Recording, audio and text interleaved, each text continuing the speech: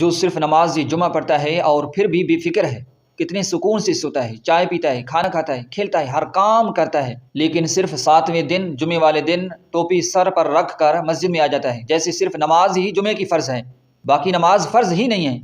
کیا اللہ صرف جمعے کو کھلاتا ہے؟ کیا اللہ صرف جمعے کو بلاتا ہے؟ کیا اللہ صرف جمعے والے دن نعمتیں اتارتا ہے؟ کیسے پتھر دل ہیں یار ہم لوگ، اللہ بلا رہا ہے اور ہمارے کان میں جوں بھی نہیں رینگتی۔